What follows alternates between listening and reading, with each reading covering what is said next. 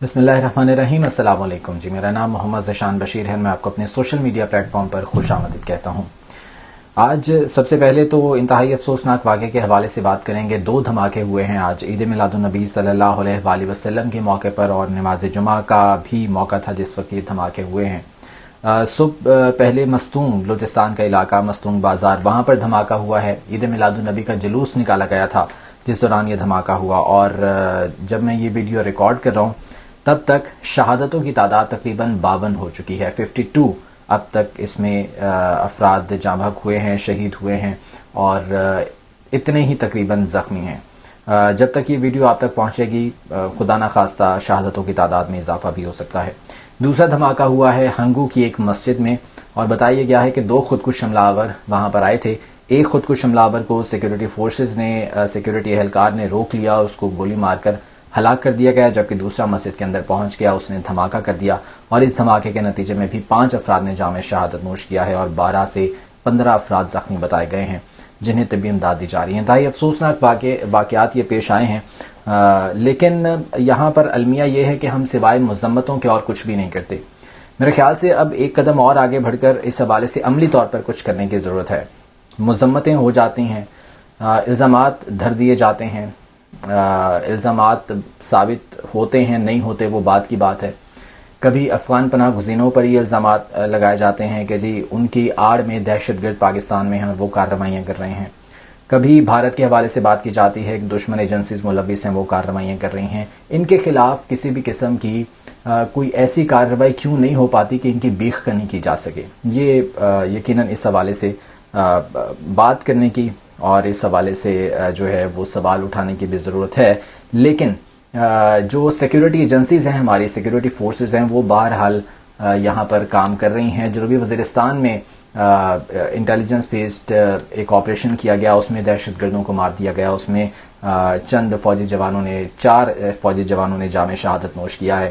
تو ہم خراج تحسین پیش کرتے ہیں اپنی سیکیورٹی فورسز کو جو کہ دہشت گردی کے خلاف کارروائیاں کر رہی ہیں، لیکن سیاسی سطح پر بھی اور خارجہ سطح پر بھی اس حوالے سے یقیناً کام کرنے کی ضرورت ہے۔ تو یہ بہرحال افسوسناک واقعات ہیں جن کا ذکر کرنا لازمی تھا، اور ایک بار پھر سے اس کی ہم مذمت کرتے ہیں۔ اب آ جاتے ہیں جی سیاسی معاملات کی طرف۔ نواز شریف کے خلاف نیب میں 3 کیسز کھلنے کے لیے جا رہے ہیں، اور ریکارڈ اس حوالے سے نیب حکام نے مرتب کر لیا ہے۔ وہ 3 کیسز کون سے ہیں؟ کرپشن کے، جعلی پلاٹ الاٹمنٹ کے، چودھری شوگر ملز کے۔ یہ 3 کیسز ہیں جس کا ایک بار پھر سے ریکارڈ مرتب کر لیا گیا ہے، اور یہ 3 کیسز کھولے جا رہے ہیں۔ نواز شریف کا استقبال نیب میں ان 3 کیسز کے ساتھ کیا جائے گا۔ احتساب کا نعرہ لگایا تھا میاں نواز شریف صاحب نے کہ جی احتساب ہوگا تو جو سازش میں ملوث تھے عناصر انہیں کیفر کردار تک پہنچایا جائے، جس میں انہوں نے جنرل باجوہ کا نام بھی لیا، اس میں انہوں نے جنرل فیض کا نام لیا، ثاقب نثار، عظمت سعید، جسٹس عظمت سعید اور جسٹس آصف سعید کھوسہ کے یہ نام انہوں نے لیے تھے۔ لیکن اس کے بعد جس طرح سے شہباز شریف واپس گئے ہیں لندن، اور وہاں پر جا کر پیغام انہوں نے دیا، بہت اہم پیغام ان تک پہنچایا ہے، تو اب اطلاعات یہ ہیں، خبریں یہ ہیں کہ نواز شریف صاحب اس احتساب کے نعرے سے پیچھے ہٹ گئے ہیں۔ وہ بیانیہ جو کہ دیا جا رہا تھا احتساب کا، وہ بیانیہ جو کہ دیا جا رہا تھا کہ ان کے خلاف کارروائی کی جائے، اس سے پیچھے ہٹ گئے ہیں۔ یہ بی بی سی نے رپورٹ کیا ہے کہ احتساب کے بیانیے سے میاں نواز شریف پیچھے کیوں ہٹ گئے ہیں۔ اس کے پیچھے بہت سی وجوہات بھی بتائی گئی ہیں، بہت سی ریزنز بھی دی گئی ہیں۔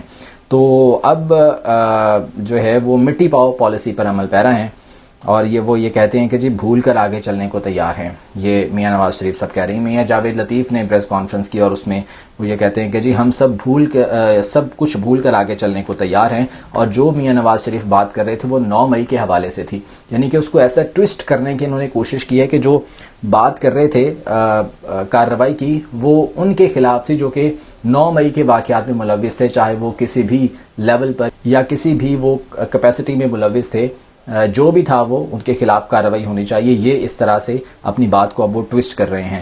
تو میاں جاوید لطیف یہ کہتے ہیں کہ جی میاں نواز شریف سب بھول کر آگے چلنے کو تیار ہے، ملک و قوم کی ترقی کے لیے وہ کام کرنے کے لیے تیار ہیں۔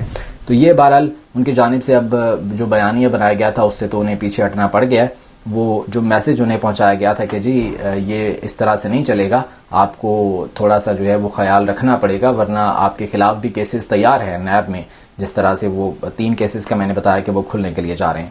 اچھا اب یہ دیکھیں کہ مقبولیت کا یہ عالم ہے میاں نواز شریف کی.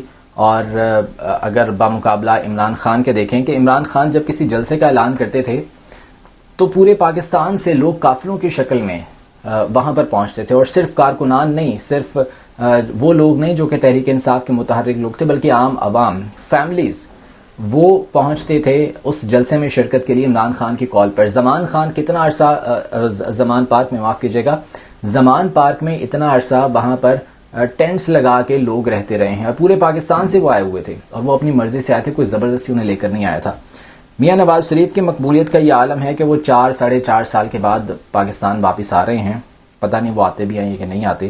جو میں آپ کو اطلاعات دے رہا ہوں, میری اطلاعات کے مطابق وہ 21 اکتوبر کو پاکستان نہیں آ رہے, لیکن بہرحال 4-4.5 سال کے بعد اگر وہ پاکستان واپس آئیں گے تو ان کے استقبال کے لیے اب تیاریاں کیا ہیں, اس کے لیے کیا کیا جا رہا ہے. رانا ثناءاللہ کہتے ہیں کہ جی ہم نے ایک ایسی ایپ تیار کر لی ہے, ایک ایسی اپلیکیشن تیار کر لی ہے جو کہ یہ بتائے گی کہ کتنے لوگ جلسے میں آئے ہیں اور کتنے لوگ نہیں آئے ہیں, کتنے لوگ استقبال کرنے کے لیے آئے ہیں اور کتنے, اور جیو فینسنگ کے ذریعے یہ کام کیا جائے گا. جتنے لوگ جو ٹکٹ ہولڈرز ہیں یا جو رہنما ہیں ان کو ٹاسک دیے گئے ہیں کہ آپ نے اتنے لوگ لے کر آنے ہیں, اتنی آپ کی اسائنمنٹ ہے, یہ آپ نے جمع کرنے ہیں لوگ, اور اس کے بعد پھر وہ فون نمبرز سب کے جمع کیے جائیں گے, اور پھر جیو فینسنگ کے ذریعے اس ایپلیکیشن کے ذریعے یہ معلوم کیا جائے گا کہ یہ لوگ واقعی اس جلسے میں یا استقبالیہ میں پہنچے تھے یا نہیں پہنچے تھے. یعنی کہ اس حد تک مانیٹرنگ سختی جو ہے وہ شروع, لوگ آنے کے لیے تیار نہیں ہیں. لوگ جو ہے وہ کبھی انہیں بریانی کا لالچ دے کے لایا جاتا ہے, کبھی انہیں پیسے دے کر لایا جاتا ہے, اور اب یہ ایپلیکیشن تیار کی گئی ہے. پیسے بھی ڈیفینیٹلی بانٹے جا رہے ہوں گے, پیسے دے کر لے کر آئیں گے. تو یہ اپلیکیشن تیار کی گئی ہے کہ پتہ چل سکے کہ کون آیا کون نہیں آیا, اور جو نہیں آئے گا اس کے خلاف کارروائی ہوگی, اس کو پھر پارٹی سے نکال دیا جائے گا, یا جو بھی ان کی کارروائی ہے وہ کی جائے گی. تو یہ ان کی عالم ہے مقبولیت کا. گیلپ سروے جو ایک سامنے آیا تھا گزشتہ روز, اس میں یہ بتایا گیا تھا کہ پی ڈی ایم اس وقت برے حال میں ہے. پی ڈی ایم کی تمام جماعتیں, خصوصی طور پر مسلم لیگ نون, اس وقت بہت برے حال میں ہیں. ان کی مقبولیت اتنی ڈاؤن ہو چکی ہے کہ لوگ انہیں ووٹ دینے کے لیے بالکل بھی تیار نہیں ہیں. تو اب جب الیکشن ہوں گے تو ووٹ انہیں کیسے ملے گا, یہ ایک پولیٹیکل انجینئرنگ ہے جو کہ کی جائے گی, کس طرح سے کی جائے گی, اس کے لیے بھی ڈیفینیٹلی تمام تر جو معاملات ہیں وہ طے کیے جا رہے ہیں, جو حکمت عملی ہے وہ مرتب کی جا رہی ہے. اور ڈیل کی اگر بات ہوئی ہے تو گزشتہ روز خواجہ آصف صاحب نے جیو نیوز کے ایک پروگرام میں کیپٹل ٹاک میں حامد میر کے ساتھ وہ انٹرویو دے رہے تھے, اور انہوں نے باقاعدہ طور پر یہ تسلیم کیا کہ ڈیل ہوئی ہے. مسلم لیگ نون تو شروع سے ڈیل کرنے کی ماہر ہے میاں نواز شریف. انہوں نے کہا کہ جی جب جنرل باجوہ کو توسیع ملی تھی تو اس وقت یہ ڈیل ہوئی تھی, یہ کہا گیا تھا کہ جون میں آپ پنجاب کی گورنمنٹ لے لیں, اور کہتے ہیں کہ جی جون اس وقت 2-3 مہینے کے گیپ پر تھا, جون آنے والا تھا, کہ جون میں آپ پنجاب کی حکومت لے لیں اور دسمبر تک آپ وفاق کی حکومت لے لیں. یعنی کہ یہ ڈیل ان کے ساتھ طے کی گئی تھی, جس پر جو ہے وہ توسیع میں جنرل باجوہ کی مدت ملازمت پہ توسیع کے لیے مسلم لیگ نون نے حامی بھری تھی, حمایت کی تھی. تو یہ ڈیل کرنے کے ماہر ہیں ہمیشہ سے, اب بھی اگر آ رہے ہیں تو ڈیل کر کے آ رہے ہیں. جب گئے تھے ڈیل کر کے گئے تھے ڈیفینیٹلی, اور بھگوڑے ہو گئے, بھاگ گئے یہاں سے, مفرور ہو گئے.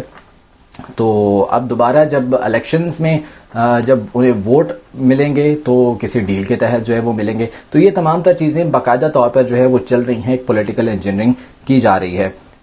تو ایکسپریس ٹریبیون نے بھی یہ خبر لگائی ہے کہ Nawaz ready to forgive and forget, کہ جی وہی جو میں نے آپ کو پہلے بتایا کہ مٹی پاؤ پالیسی, سب بھول کر آگے چلنے کو تیار ہیں, یہ اب پلان کر لیا گیا ہے. تو یہ بہت زیادہ مشکل صورتحال, کہتے تو ہیں کہ پاکستان تحریک انصاف کے لیے, لیکن پاکستان تحریک انصاف کے لیے نہیں ہے. اگر آج بھی پاکستان تحریک انصاف کو میدان میں آنے کا موقع ملے, الیکشن لڑنے کا موقع ملے, تو وہ آج بھی ان تمام تر جماعتوں پر بھاری ہے, حاوی ہے, ان کو پچاڑ سکتی ہے. لیکن مسلم لیگ نون اب اگر آئے گی تو یقیناً وہ ان کے لیے صورتحال, پہلے تو یہ کہا جاتا تھا نا کہ لاہور ان کا گڑھ ہے, گوجرانوالہ ان کا گڑھ ہے, لیکن اب یہ گڑھ نہیں رہے ہیں. اب لوگ انہیں گالیاں نکالتے ہیں, لوگ انہیں برا بھلا کہتے ہیں. کس وجہ سے؟ یہ 1 سال کا جو پی ڈی ایم کی گورنمنٹ تھی, مہنگائی اتنی کر دی, اتنی غلط پالیسیاں, اتنے غلط فیصلے کیے گئے کہ عوام ان کے اگینسٹ ہو چکے ہیں. تو یہ مشکل صورتحال پاکستان تحریک انصاف کے لیے نہیں, یہ مسلم لیگ نون کے لیے, نواز شریف کے لیے ہو چکی ہے. تو دیکھتے ہیں آنے والے دنوں میں کیا ہوتا ہے. اجازت دیجیے, اللہ نے کے پانے.